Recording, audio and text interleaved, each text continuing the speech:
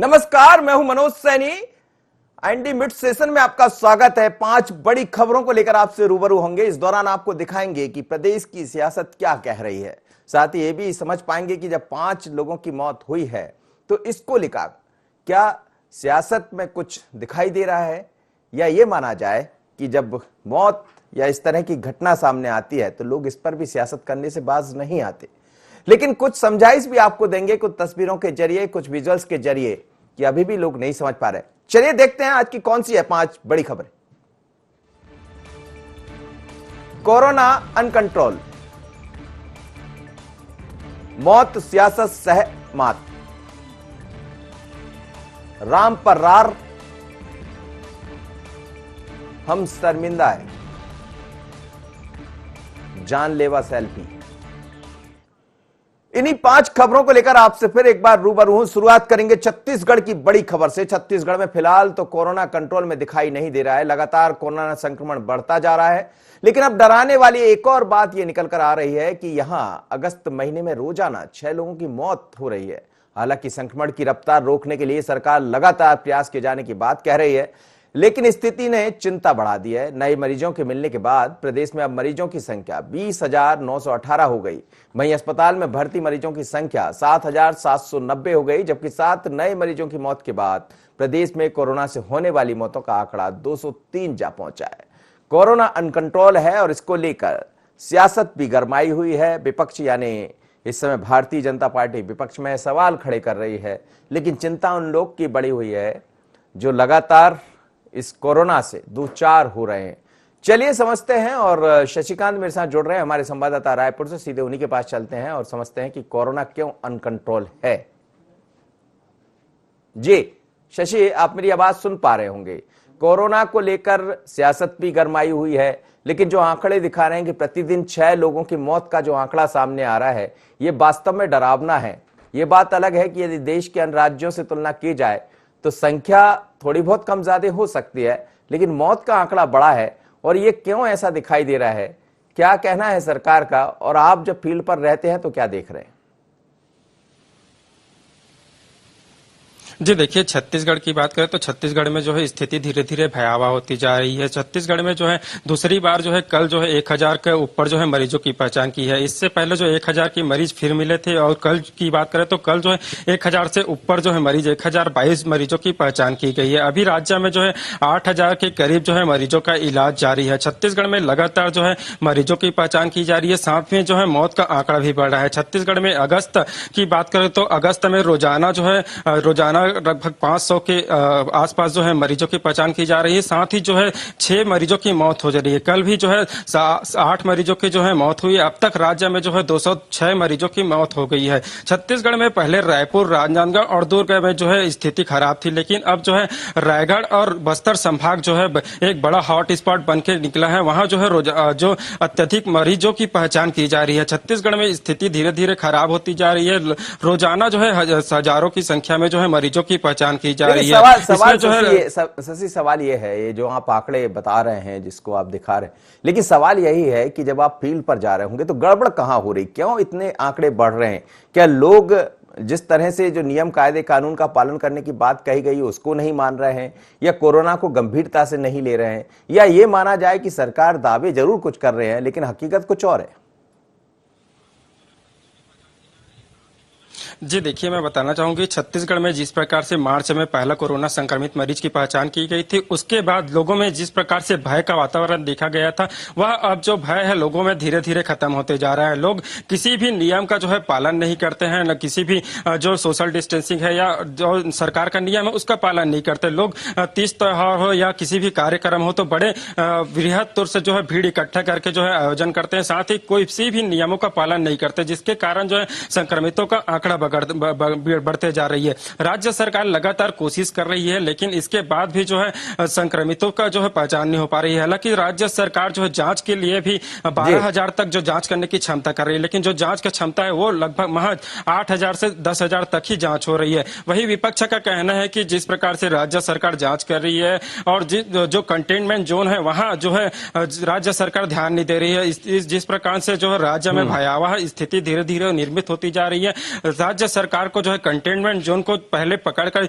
वहां के जो लोग संक्रमित है और एक दूसरे के संपर्क में आए हैं उन लोगों के जो है पहले इलाज करना होगा। उसके बाद ही जो स्थिति है उसमें निश्चित तौर से कंट्रोल आने की संभावना है। जी चलिए, बहुत बहुत धन्यवाद आपका शशि, आप मेरे साथ जुड़े। और अगली खबर की तरफ हम चलेंगे तो छत्तीसगढ़ से वापस मध्य प्रदेश लौटेंगे। और मध्य प्रदेश में आपको याद होगा 2018 के चुनाव में राम पथ गमन को लेकर खूब चर्चा हुई थी। दरअसल चित्रकूट में राम के पथ का जो गमन है, मतलब जहां जिस रास्ते से जाते हैं उस पथ के निर्माण कार्य की बात कांग्रेस ने अपने घोषणा पत्र के जरिए कही थी। और जब यह मुद्दा सामने आया था तो यह भी कहा जाने लगा था क्या कांग्रेस साफ हिंदुत्व की तरफ बढ़ रही है। और हमने देखा 2018 में कांग्रेस ने जीत भी हासिल की, लेकिन एक बार फिर भारतीय जनता पार्टी की सरकार है मध्य प्रदेश में। और सरकार बनने के साथ ही अब नितिन गडकरी ने कह दिया है, जो कि केंद्रीय मंत्री है, उन्होंने साफ तौर पर कह दिया है कि राम पथगमन तो बनेगा, बल्कि उसके लिए एक भारी भरकम राशि देने की बात भी कही। 9,000 करोड़ से ज्यादा के विकास कार्यों की सौगात देने की बात उन्होंने वर्चुअल जो आज चर्चा हुई है उसमें कहा है। साथ ही राम पथगमन को केंद्रीय मंत्री की मंजूरी के बाद इस परियोजना पर 1700 करोड़ रुपए लागत से काम होने की तैयारी है। और बीजेपी के प्रदेश अध्यक्ष बी डी शर्मा ने कहा है कि ये सरकार का बड़ा कदम है, अच्छा कदम है, और हम कहते नहीं हैं, हम करते हैं। उन्होंने क्या कहा और कांग्रेस पर क्या तंज कसा, सुनिएगा बी डी शर्मा।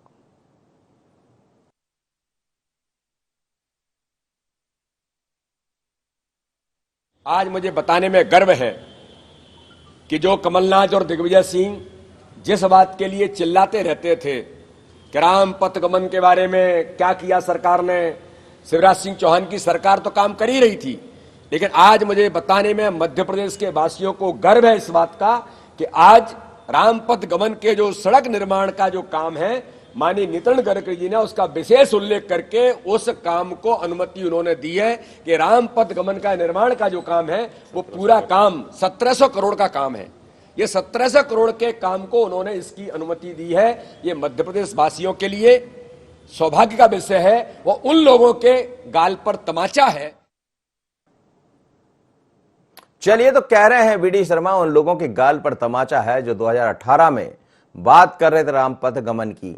लेकिन बी डी शर्मा साहब, आप लोग ने सरकार ही नहीं रहने दी, ऐसा वो कहते रहते हैं। और फिर गलती उनकी भी है कि अपने ही लोगों को नहीं संभाल पाए। पथगमन तो छोड़िए, खुद का गमन ही गड़बड़ हो गया। और इसीलिए आज उपचुनाव भी हो रहे हैं और उपचुनाव से पहले ऐसी कई तरह की सौगात भी देखने को मिल रही है। मध्य प्रदेश में सरकार भारतीय जनता पार्टी के उपचुनाव के बाद क्या होगा यह अलग मुद्दा है, लेकिन एक बार फिर राम पथगमन की चर्चा 2018 की तरह उपचुनाव में जमकर है। मेरे साथ दो मेहमान हमारे जुड़ रहे हैं, हमारे ब्यूरो चीफ आकाश सेन, साथ ही हमारे संवाददाता संदीप भी जुड़ेंगे। संदीप से और आकाश से, दोनों से बात करना चाहूंगा। क्या कहेंगे आकाश, जिस तरह से राम पथगमन की जब चर्चा होती है तो हमें याद है कि खूब ये मामला उठावे था कांग्रेस ने, बल्कि ये बताने का भरसक प्रयास किया था कि हम भी राम के अनुयायी हैं, हम भी राम को मानते हैं, वो कहते हैं और हम करते हैं। लेकिन अब पासा पलट गया, अब बीजेपी कहती है कि वो कहते हैं और हम करते हैं। जी निश्चित रूप से मनोज जी, यही कारण है कि राम के नाम को लेकर मध्य प्रदेश में सियासत भी देखी गई और एक बार फिर से राम पथ वन गमन को लेकर सीधे तौर पर बीजेपी यहां पर छक्का लगाती हुई नजर आई है। और यही कारण है कि बीजेपी कि जिस तरीके से आज मध्य प्रदेश में सड़कों का नेटवर्क जाल बिछाने को लेकर जो तमाम भूमि पूजन किए गए हैं, उसमें महत्वपूर्ण अगर हम बात करें तो राम पथ वन गमन को लेकर जिस तरीके से केंद्र सरकार ने, केंद्रीय सड़क परिवहन मंत्री नितिन गडकरी ने जिस तरीके से हरी झंडी दी है, जिस बात को कहा है कि 1700 करोड़ रुपए राम पथ वन गमन के लिए दिए जाएंगे, और कहीं ना कहीं बीजेपी इसको लेकर बुनाने में भी लग गई है। लेकिन कांग्रेस की अगर हम माने तो कांग्रेस का साफ तौर पर कहना है कि बीते 15 सालों में जब बीजेपी की सरकार मध्य प्रदेश में रही थी, उस दौरान राम पथ वन गमन की याद बीजेपी को नहीं आई, कांग्रेस को इसकी याद आई। और इसको लेकर जो पूरा ब्लूप्रिंट है उसको बनाने का काम, उसको खाका तैयार करने का काम अगर किसी ने किया है तो 1.5 साल की कांग्रेस कार्यकाल की सरकार ने किया है। और इसको लेकर भी मध्य प्रदेश में सियासत देखी जा रही है। मैं सीधे संदीप के पास चलूंगा, संदीप से पूछूंगा, क्योंकि जिस तरीके से आज बड़ा फैसला बीजेपी सरकार की तरफ से लिया गया है, संदीप किस तरीके से देख रहे हैं, क्योंकि इसको लेकर अब सियासत भी हो रही है। आकाश, 27 विधानसभा सीटों में उपचुनाव होने जा रहा है, लिहाजा जिस समय पर ये योजना को अंतिम रूप दिया गया है और हरी झंडी दी गई है, वो बड़ा है, अपने आप में बड़ी इसको उपलब्धि कहा जाएगा भाजपा की ओर से। देखिए पिछले समय पर क्या हुआ इस बात पे कोई नहीं जाता, वर्तमान समय में क्या हो रहा है, कौन सी सरकार है और उसकी योजना को कौन अंजाम दे रहा है, उस पर हर व्यक्ति जाना चाहता है। और आज वर्तमान में मध्य प्रदेश में शिवराज सरकार है, लोग शिवराज को जानना चाहेंगे वो क्या कर रहे हैं। लगातार पहले भी बात होती रही, 15 महीने तक तत्कालीन कमलनाथ सरकार में भी इस बात पर लगातार चर्चाएं होती रही, नक्शा बनता रहा, लेकिन वो जो मामला था वो जमीन पर नहीं उतरा, सड़क नहीं बनी, तो वो कहीं ना कहीं कांग्रेस के लग रहा है कहीं ना कहीं जो ब्लूप्रिंट कांग्रेस तैयार कर रही थी उसका फायदा बीजेपी उपचुनाव के पहले लेने जा रही है। जी बिल्कुल, इस बात में कोई शक नहीं कि उपचुनाव से पहले कांग्रेस की वो भले मेहनत किया हो, लेकिन फायदा उसका बीजेपी को होने जा रहा है, इस बात में कोई शक नहीं। और बड़ी योजना को यहाँ पर अंजाम दिया, जिसको कह सकते हैं साफ शब्दों में कि तुरुप का इक्का यहाँ पर भारतीय जनता पार्टी ने जरूर मारा है। बीजेपी तो तुरुप का इक्का मार रही है, लेकिन कांग्रेस भी अब हिंदुत्व छवि की तरफ आगे बढ़ रही है। लगातार जो है राम के नाम पर संवाद करने की बात हो रही है, हिंदुत्व का चेहरा देखने की बात हो रही है। तो क्या लग रहा है कि राम के नाम पर ही क्या उपचुनाव होगा? देखिए इस बात में कोई शक नहीं, आप 2018 की बात कर लीजिए, पूर्व मुख्यमंत्री कमलनाथ हो या फिर दिग्विजय सिंह की लगातार आप नर्मदा यात्रा को याद कीजिए, तो हिंदुत्व के मुद्दे को लगातार कांग्रेस ने भी भुनाने की कोशिश की और वही कहीं न कहीं उसी का फायदा हुआ कि 15 साल बाद कांग्रेस की वापसी हुई। ये बात और है कि सरकार गिर गई, चला नहीं पाए, लेकिन वापसी हुई और यहाँ पर एक बार फिर से इनको कहीं न कहीं गुंजाइश दिख रही है कि एक बार फिर से हम राम के नाम पर यहाँ पर आगे बढ़ेंगे और राम हमारा बेड़ा पार करेंगे। सीधे तौर पर मनोज जी, आकाश जैसा कह रहे हैं संदीप की राम फिर एक बार बेड़ा पार करेंगे, और आप देखिए कि राम मंदिर की चर्चा भी हो रही है, राम पथ गमन को लेकर भी चर्चा हो रही है। हालांकि राम पथ गमन की बात सबसे पहले भारतीय जनता पार्टी ने ही कही थी और बीजेपी को उम्मीद थी कि 2018 के चुनाव में भी उनकी वापसी होगी, लेकिन ये तो जनता है, सब समझती है और जब मौका मिलता है तो उसको स्वतंत्र होती है वो वोट करने के लिए। पर अब चुनाव में राम का मुद्दा हो या तमाम तरह के मुद्दे, और हम देख रहे हैं कि मास्टर स्ट्रोक लगातार भारतीय जनता पार्टी चल रही है। इससे पहले शिवराज जी ने युवाओं की नौकरी को लेकर, जो मध्य प्रदेश में युवाओं के है उनको नौकरी देने की बात कही है। राम पथ गमन को लेकर सीधे केंद्रीय मंत्री ने आज घोषणा कर दी, ये तक कह दिया कि उसके लिए बजट दे दिया गया है, उसका एक खाका तैयार हो गया। तो क्या ये माना जाए कि उपचुनाव को लेकर बीजेपी की तरफ से, आप संदीप से भी बात करिएगा और आप भी बताइएगा, कांग्रेस इनको कैसे आगे बढ़ पाई? क्योंकि बीजेपी प्रतिदिन कुछ ना कुछ ऐसा जरूर कर रही है जो सीधे तौर पर जनता पर प्रभाव छोड़ रहा होगा।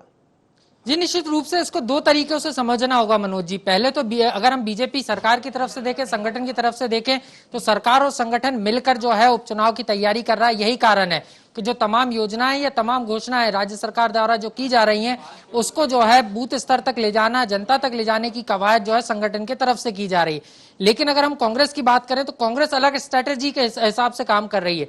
कांग्रेस ने इसकी कार्ड जो ब्लूप्रिंट की तरफ से, जब सरकार ने जो है केंद्रीय मंत्री ने जब बयान दिया कि 1700 करोड़ रुपए जो है रामपथ वनगमन के लिए दिए जाएंगे, उसका प्रावधान किया गया है, तो सीधे तौर पर अब कांग्रेस भी इसको लेकर हरकत में आई है और जो तमाम चीजें रामपथ वनगमन को लेकर कांग्रेस सरकार के कार्यकाल में की गई हैं, इन तमाम चीजों को जनता की बताने की तैयारी कांग्रेस की तरफ से की जा रही है। हम संदीप से और समझेंगे, संदीप किस तरीके से स्ट्रेटेजी है, क्योंकि सरकार तो लगातार काम कर रही है, भूमि पूजन लगातार हो रहे हैं, सौगातें देने की बात जनता को हो रही है, लेकिन जो बीजेपी संगठन है वो इसको जनता के बीच ले जाने की तैयारी में।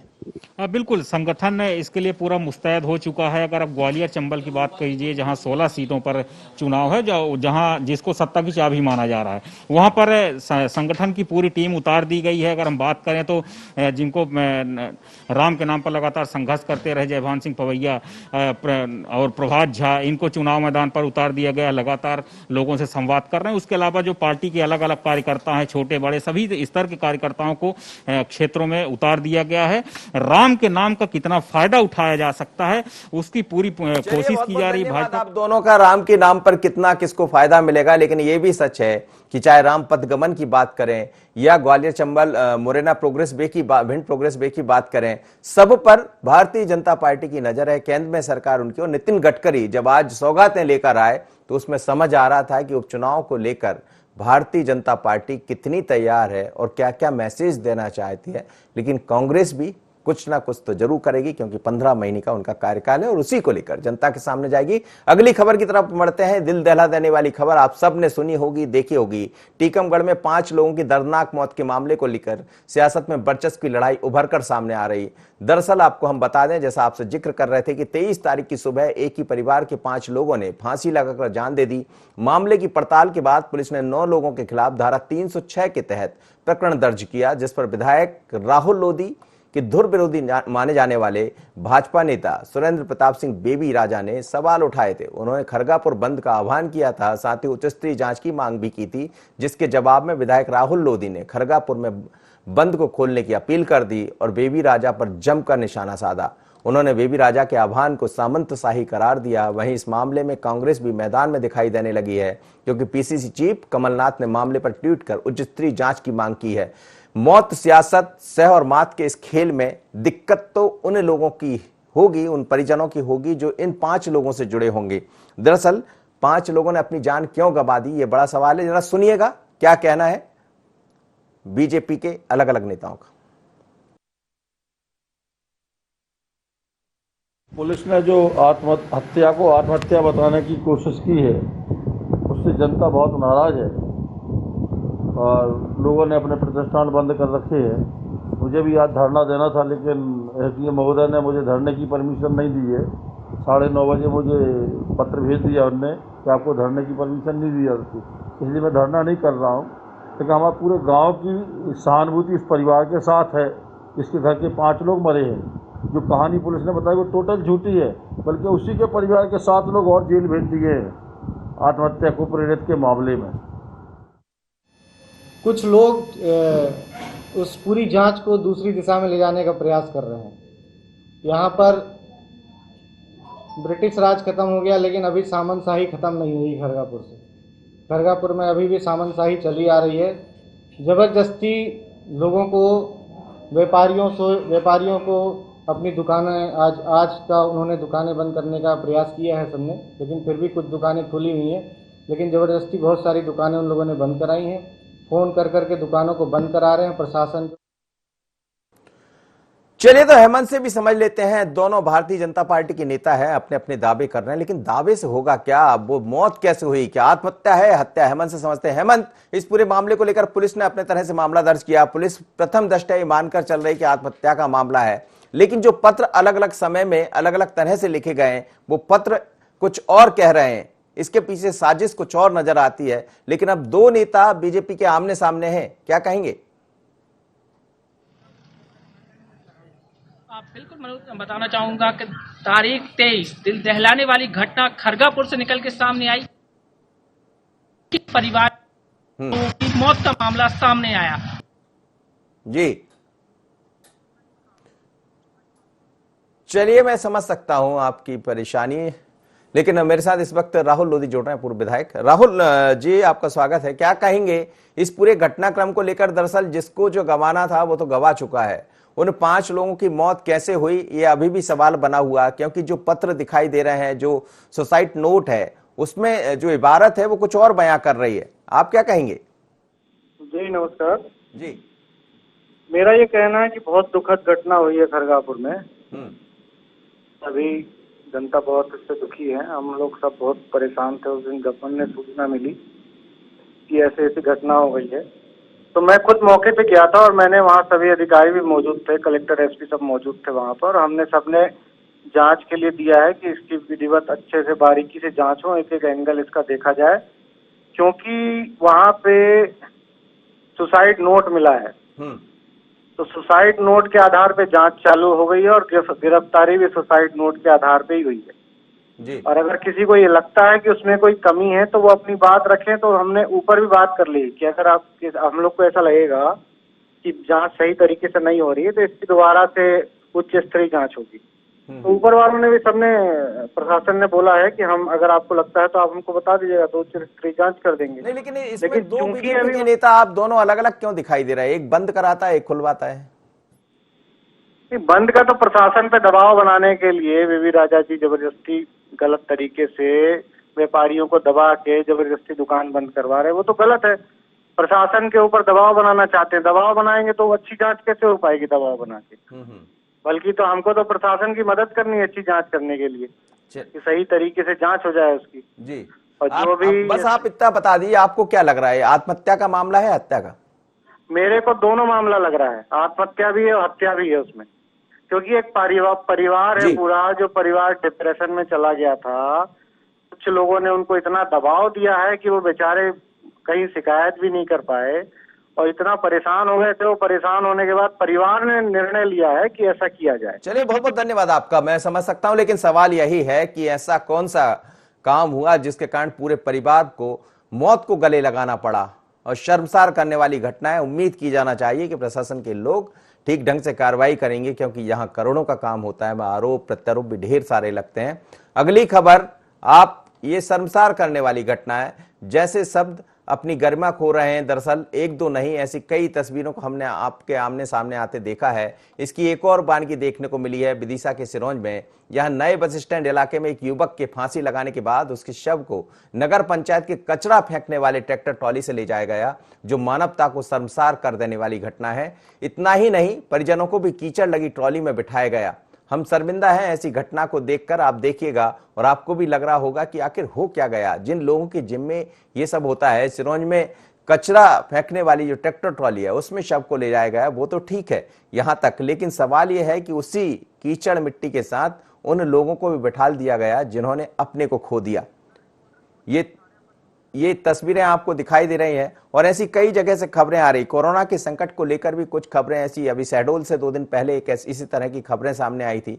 तो सवाल ये है कि क्यों नहीं समझते प्रशासन के लोग कि एक तो ऊपर से उसने सुसाइड कर लिया, परिजनों पर क्या बीत रही हुई, हालांकि घटना के पीछे क्या वजह है ये देखना होगा। लेकिन यही ये बड़ा सवाल है कि क्या क्या होता रहता है, कितने शर्मसार करेंगे आप, क्यों नहीं समझते हैं। अगली खबर की तरफ बढ़ेंगे। ये खबर कुछ मैसेज देगी आपको और इस मैसेज के जरिए आप भी समझिएगा कि कहीं यदि ऐसे स्थान पर आप जा रहे हैं जहां सेल्फी लेते हैं तो एक तस्वीर देखिएगा। सेल्फी लेने का क्रेज तो आजकल युवाओं के सिर चढ़कर बोल रहा है, लेकिन कहीं ये क्रेज आपके लिए जानलेवा ना बन जाए, इसलिए थोड़ी बरतने की जरूरत है और ये समझने की जरूरत है कि ऐसी घटनाओं से बचे। डेंजरस सेल्फी क्रेज का एक ऐसा मामला नीमच जिले में भी सामने आया है। यहां मनासा के कंजाड़ा झरने में लोग जान जोखिम में डालकर सेल्फी ले रहे हैं। जरा भी सावधानी हटने पर लोगों की जान जा सकते हैं। बता दें कि पिछले साल सेल्फी लेने के चक्कर में एक जान यहां, इस जो दिखाई दे रहा है आपको, आप देखिएगा पानी बह रहा है और पानी की रफ्तार को आप समझ सकते हैं, लेकिन इस समय तेज वर्षा हुई है तो कई जगह से ऐसी सुंदर तस्वीरें सामने आ रही है जो मन को तो मोह लेगी। लेकिन आप देखिए ये 2 युवा वहां चढ़े हुए हैं, एक जरा सी लापरवाही जानलेवा साबित हो सकती है। सवाल यह है कि प्रशासन के लोग कहां हैं, वो क्यों नहीं देख रहे हैं इन चीजों को, पुलिस के लोग। चलिए हमारे साथ हमारे संवाददाता हरीश जुड़ रहे हैं, हरीश से समझ लेते हैं। हरीश, क्या कहेंगे, ये जो दिखाई दे रहा है यहाँ काफी तादाद में लोग पहुंच रहे हैं और बहुत सुंदर स्थान भी नजर आ रहा है, लेकिन ऐसे स्थान पर कई दफा अनहोनी भी हो जाती है, प्रशासन के लोग भी नजर नहीं आ रहे हैं, कोई समझा नहीं रहा इनको। मनोज जी, मैं सीधा सीधा बताना चाहूंगा कि कहीं कहीं प्रशासन की पूरी तरह लापरवाही है। और नीमच के मनासा के कंजाड़ा के समीप ये शिव जी का मंदिर है यहाँ पे, और यहाँ लोग जी